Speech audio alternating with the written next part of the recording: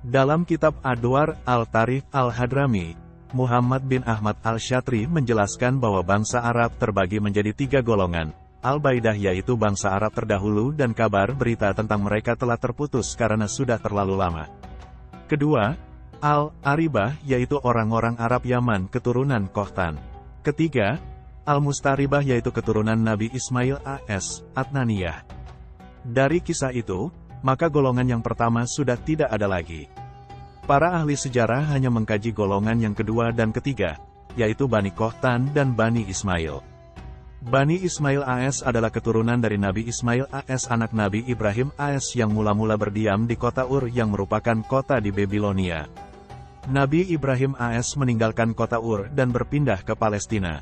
Setelah Nabi Ibrahim AS mempunyai anak dari Siti Hajar yang bernama Ismail AS, mereka pindah ke Hijaz tepatnya di Wadi Mekah. Nabi Ismail AS mempunyai putra sebanyak 12 orang, masing-masing mempunyai keturunan. Tetapi kemudian keturunan mereka terputus, hanya keturunan Adnanlah yang berkembang biak, sebab itu Bani Ismail ini dinamai juga Bani Adnan. Sedangkan Bani Qahtan menurunkan suku Tajib dan Sodaf. Bani Qahtan berasal dari Mesopotamia dan kemudian pindah ke negeri Yaman. Penduduk asli Yaman adalah kaum Ad yang kepada mereka diutus Nabi Hud AS.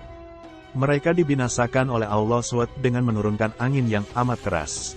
Kaum Ad yang dibinasakan ini disebut kaum Ad pertama, sedangkan kaum Ad yang masih mengikuti Nabi Hud AS disebut kaum Ad kedua. Setelah Nabi Ibrahim mendirikan Baitullah di Mekah, jadilah kota Mekah itu kota yang paling masyhur di tanah Hijaz, dan berdatanganlah orang dari segenap penjuru Jazirah Arab ke Mekah untuk naik haji dan ziarah ke Baitullah. Karena itu lama-kelamaan kota Mekah menjadi pusat perniagaan. Pertama kali kota Mekah dipegang oleh Bani Adnan, karena itu Bani Adnanlah yang memelihara dan menjaga Ka'bah.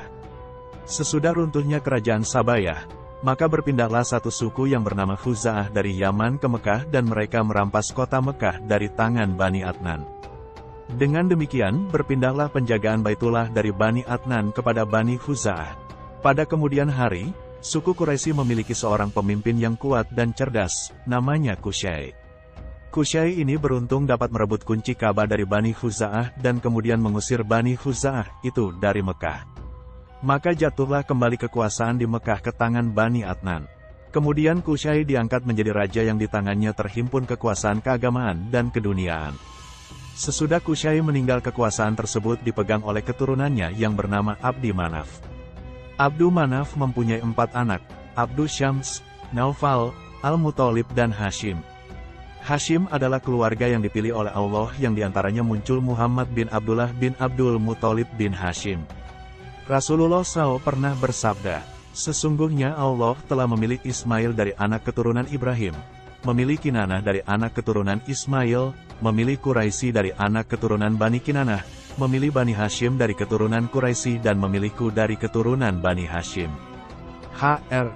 Muslim dan At-Turmuzi. Dari Al-Abbas bin Abdul Muthalib, dia berkata, Rasulullah SAW bersabda, sesungguhnya Allah menciptakan makhluk, lalu dia menjadikanku dan sebaik-baik golongan mereka dan sebaik-baik 2 golongan, kemudian memilih beberapa kabilah, lalu menjadikanku di antara sebaik-baik kabilah, kemudian memilih beberapa keluarga lalu menjadikanku di antara sebaik-baik keluarga mereka, maka aku adalah sebaik-baik jiwa di antara mereka dan sebaik-baik keluarga di antara mereka. Diriwayatkan oleh At-Turmuzi, dari keturunan inilah Allah SWT telah menerbitkan cahaya cemerlang, menerangi semesta alam, dikarenakan agama Islam yang dibawa keturunan Adnan kepada masyarakat Hadramaut yang berasal dari keturunan Qahtan. Di antara keturunan Adnan yang berada di Hadramaut adalah kaum Alawiyin, sebelumnya mereka menetap di Basrah, Irak. Tokoh pertama golongan Alawi di Hadramaut adalah Ahmad bin Isa yang dijuluki Al-Muhajir. Kepindahannya ke Hadramaut disebabkan kekuasaan diktator kekhalifahan Bani Abbas yang secara turun-menurun memimpin umat Islam, mengakibatkan rasa ketidakpuasan di kalangan rakyat. Rakyat mengharapkan salah satu keturunan Rasulullah dapat memimpin mereka. Akibat dari kepemimpinan yang diktator, banyak kaum muslim berhijrah, menjauhkan diri dari pusat pemerintahan di Baghdad dan menetap di Hadramaut. Imam Ahmad bin Isa keadaannya sama dengan para sesepuhnya. Beliau seorang alim, amil, mengamalkan ilmunya, hidup bersih, dan wara, tidak begitu senang dengan persoalan keduniaan. Di Irak beliau hidup terhormat dan disegani, mempunyai kedudukan terpandang dan mempunyai kekayaan cukup banyak. Mereka hijrah ke Hadramaut bukan karena dimusuhi atau dikejar-kejar, tetapi mereka lebih mementingkan keselamatan akidah keluarga dan pengikutnya. Mereka hijrah dari Basra ke Hadramaut mengikuti kakeknya Rasulullah SAW hijrah dari Makkah ke Madinah. Mengenai hijrahnya Imam Ahmad al-Muhajir ke Hadramaut, Habib Abdullah bin Alwi al-Haddad dalam bukunya Risalah al-Muawanah mengatakan, Al-Imam Muhajir Ahmad bin Isa bin Muhammad bin Ali bin Al-Imam Jafar Shadiq, ketika menyaksikan munculnya bid'ah, pengobrolan hawa nafsu dan perbedaan pendapat yang makin menghangat, maka beliau hijrah dari negaranya, Irak, dari tempat yang satu ke tempat yang lain hingga sampai di Hadramaut. Beliau bermukim di sana hingga wafat. Ketika beliau berangkat hijrah dari Irak ke Hijaz pada tahun 317 beliau ditemani oleh istrinya, Syarifah Zainab binti Abdullah bin Al-Hasan bin Ali Al-Uraidi, bersama putra bungsunya bernama Abdullah, yang kemudian dikenal dengan nama Ubaidillah. Turut serta dalam hijrah itu cucu beliau yang bernama Ismail bin Abdullah yang dijuluki dengan Basri. Turut pula dua anak lelaki dari paman beliau dan orang-orang yang bukan dari kerabat dekatnya. Mereka merupakan rombongan yang terdiri dari 70 orang. Imam al-Muhajir membawa sebagian dari harta kekayaannya dan beberapa ekor unta ternaknya. Sedangkan putra-putranya yang lain ditinggalkan menetap di Irak. Tibalah Imam al-Muhajir di Madinah al-Munawwarah dan tinggal di sana selama 1 tahun. Pada tahun itulah kaum Karamithah memasuki kota Makkah dan menguasainya. Mereka meletakkan pedang di Al-Hajij dan memindahkan Hajarul Aswad dari tempatnya ke tempat lain yang dirahasiakan. Pada tahun berikutnya Al-Muhajir berangkat ke Makkah untuk menunaikan ibadah haji. Dari Makkah beliau menuju Asir lalu ke Yaman. Di Yaman beliau meninggalkan anak pamannya yang bernama Sayyid Muhammad bin Sulaiman, datuk kaum Sayyid Al-Ahdal. Kemudian Imam Al-Muhajir berangkat menuju Hadramaut dan menetap di Husaisah.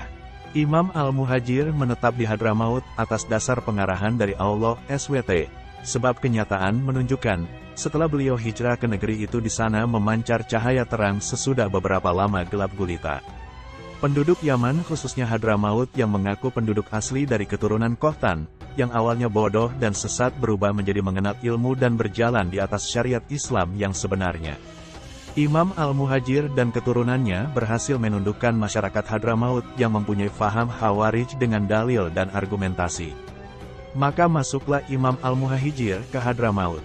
Ia bersikap lemah lembut dalam dakwahnya dan menempuh cara yang halus dan mengeluarkan hartanya. Maka banyak orang-orang Khawarij yang datang kepadanya dan taubat di tangannya setelah mereka berusaha menentang dan mencacinya. Ia juga menolong kabilah Al-Masyaikh Al-Afif. Dan bergabung juga dengannya kabilah Kindah dan Madij. Mereka meninggalkan mazhab ibadi dan bercampur dengan orang-orang yang datang dari Irak. Kaum Khawarij tidak mengakui atau mengingkari Imam Al-Muhajir berasal dari keturunan Nabi Muhammad SAW. Untuk memantapkan kepastian nasabnya sebagai keturunan Rasulullah SAW, Sayyid Ali bin Muhammad bin Alwi berangkat ke Irak. Di sanalah ia beroleh kesaksian lebih dari 100 orang terpercaya dari mereka yang hendak berangkat menunaikan ibadah haji. Kesaksian mereka yang mantap ini lebih dimantapkan lagi di Makkah dan beroleh kesaksian dari rombongan haji Hadramaut sendiri. Dalam upacara kesaksian itu hadir beberapa orang kaum Khawarij, lalu mereka ini menyampaikan berita tentang kesaksian itu ke Hadramaut. Dan di antara ulama ahli nasab dan sejarah yang telah memberikan perhatiannya terhadap kebenaran nasab keturunan Al-Imam Al-Muhajir dan silsilah mereka yang mulia, ialah, pertama, Al-Alamah Abu Nash Sahal bin Abdullah Al-Bukhari dalam kitabnya Siru Al-Silsilah Al-Alawiyah tahun 341 Hijriyah. Kedua, Al-Nasabah Abu Hasan Najmuddin Ali bin Abi Al-Ghonaim Muhammad bin Ali Al-Amiri Al-Basri, wafat tahun 443. Di antara kitabnya adalah Al-Majdi wa Al-Mafsud wa Al-Musajar. Ketiga, Al-Alamah Muhammad bin Jafar Al-Ubaidili dalam kitabnya Tahzib Al-Ansab, wafat tahun 435 Hijriyah. Keempat, Al-Alamah Al-Yamani Abu Al-Abbas Al-Syaraji dalam kitabnya Tabakat Al-Hawash Al-Sidki wa Al-Ikhlas. Di dalamnya disebutkan mengenai hijrahnya Sa'adah keluarga Al-Ahdal dan Bani Kudaimi, disebutkan awal pertama mereka tinggal di daerah Wadi Saham, Wadi Surdut, dan Hadramaut. Dan terdapat pula dari beberapa ulama nasab yang mempunyai catatan-catatan ringkas mengenai nasab keturunan Rasulullah yang mulia ialah Al-Imam Al-Nasabah Al-Murtado Al-Zubaidi dan Al-Nasabah Ibnu Anbah, pengarang kitab Umdah Al-Talib. Selain mereka banyak pula yang mengadakan penelitian tentang nasab keturunan Rasulullah SAW yang mulia. Hasilnya mereka mendapatkan kebenaran yang tidak diragukan lagi. Sebagaimana hukum syari yang telah menjelaskan masalah interaksi sosial dan keterangan-keterangan yang berkaitan dengan keberadaan mereka dalam bentuk dalil-dalil yang kuat yang menjelaskan kemuliaan nasab mereka, serta kepemimpinan mereka di wilayah Arab, Hindi, Turki, Afrika Timur, Asia, semuanya merupakan dalil yang kuat tentang keberadaan mereka. Di antara peneliti tersebut ialah Al-Hasraji, Al-Yafi, Al-Awaji, Ibnu Abi Al-Hub, Al-Sahawi, Abu Fadol, Abu Ubad, Ibnu Isa Al-Tarimi, Al-Junaid, Ibnu Abi Al-Hisan, Ibnu Hajar Al-Haytami, Ibnu Samuro, Ibnu Kaban, Bamarama, Ibnu Fat, Ibnu Akilah, Al-Marwani Al-Tarimi, dan lainnya sebagaimana dijelaskan oleh Sayyid Dia Syahab dalam bukunya, Al-Imam, Al-Muhajir. Terakhir, nasab keturunan Rasulullah SAW dibahas oleh Sayyid Abdullah bin Hasan bil Faqih dalam kitab Tafnid Al-Mazaim, Sayyid Alwi bin Tahir Al-Hadad dalam kitab Al-Qaul Al-Faslu dan Al-Syamil fi Tarikh Hadramut, Sayyid Abdurrahman bin Ubaidillah Al-Sakaf dalam kitab Badoi, Al-Tabut. Dengan demikian mantaplah sudah pengakuan masyarakat luas mengenai keutamaan para kaum Ahlul Bait sebagai keturunan Rasulullah SAW melalui putri beliau Siti Fatimah Az-Zahra dan Imam Ali bin Abi Thalib. Rasulullah SAW bersabda, setiap putra ibu akan bergabung nasabnya kepada ashabahnya, pihak ayah, kecuali anak-anak Fatimah, akulah wali mereka dan akulah ashabah mereka. Al-Alamah Yusuf bin Ismail Al-Nabhani dalam bukunya Riyadul Jannah mengatakan, kaum Sayyid Balawi oleh umat Muhammad SAW sepanjang zaman dan di semua negeri telah diakui bulat sebagai Ahlul Bait Nubuwah yang sah, baik ditilik dari sudut keturunan maupun kekerabatan, dan mereka itu adalah orang-orang yang paling tinggi ilmu pengetahuan agamanya, paling banyak keutamaannya dan paling tinggi budi pekertinya. Ahmad bin Isa wafat di Husaisah pada tahun 345 Hijriah. Beliau mempunyai dua orang putra yaitu Ubaidillah dan Muhammad. Ubaidillah hijrah bersama ayahnya ke Hadramaut dan mendapat tiga orang putra yaitu Alwi, Jadid dan Ismail, Basri. Dalam tahun-tahun terakhir abad ke-6 keturunan Ismail, salah satu keturunannya ialah Syekh Salim bin Basri, dan Jadid, salah satu keturunannya ialah Al-Imam Abi Jadid Ali bin Muhammad bin Ahmad bin Muhammad bin Ali bin Jadid, punah dalam sejarah, sedangkan keturunan Alwi tetap lestari. Mereka menamakan diri dengan nama sesepuhnya Alwi, yang kemudian dikenal dengan kaum Sayyid Alawiyin. Kita dapat menyaksikan bahwa sekarang anak cucu dan keturunan Imam Ahmad bin Isa menyebar di berbagai pelosok Hadramaut, dan di daerah pesisir lautan Hindia, seperti Asia Tenggara, India dan Afrika Timur. Para dai dan ulama-ulama mereka mempunyai peranan yang besar di tanah air mereka yang baru. Karena itu para penguasa, sultan, dan penduduk-penduduknya memuliakan mereka karena karya mereka yang baik dan agung. Para Sayyid Alawiyin menyebarkan dakwah Islamiyah di Asia Tenggara melalui dua tahap. Pertama, hijrah ke India. Kemudian pada tahap kedua dari India ke Asia Tenggara, atau langsung dari Hadramaut ke Asia Tenggara melalui pesisir India. Di antara yang hijrah ke India adalah seorang alim Syarif Abdullah bin Husain Bafaqih ke kota Kanur, dan menikahi anak Menteri Abdul Wahab dan menjadi pembantunya sampai wafat. Lalu Syarif Muhammad bin Abdullah Al-Aidrus yang terkenal di kota Ahmadabad dan Surat. Ia hijrah atas permintaan kakeknya Syarif Syekh bin Abdullah Al-Aidrus. Begitu pula keluarga Abdul Malik yang diberi gelar As-Hamad Khan. Dari keluarga inilah asal keturunan penyebar Islam di Jawa yang disebut dengan Wali Songo. Kemudian dari India, mereka melanjutkan perjalanannya ke Indonesia, yaitu daerah pesisir utara Sumatera yang sekarang dikenal dengan Provinsi Aceh. Menurut Prof. Dr. Hamka, sejak zaman kebesaran Aceh telah banyak keturunan-keturunan Hasan dan Husain itu datang ke tanah air kita ini. Sejak dari semenanjung Tanah Melayu, Kepulauan Indonesia dan Filipina. Harus diakui banyak jasa mereka dalam penyebaran Islam di seluruh Nusantara ini. Penyebar Islam dan pembangun kerajaan Banten dan Cirebon adalah Syarif Hidayatullah yang diperanakan di Aceh. Syarif kebungsuan tercatat sebagai penyebar Islam ke Mindanao dan Sulu. Sesudah pupus keturunan laki-laki dari Iskandar Muda Mahkota Alam, pernah bangsa Sayyid dari keluarga Jamalulail jadi raja di Aceh. Negeri Pontianak pernah diperintah bangsa Sayyid Al-Qodri. Siak oleh keluarga bangsa Sayyid bin Syahab. Perlis, Malaysia, dirajai oleh bangsa Sayyid Jamalulail. Yang di Pertuan Agung III Malaysia Sayyid Putra adalah Raja Perlis.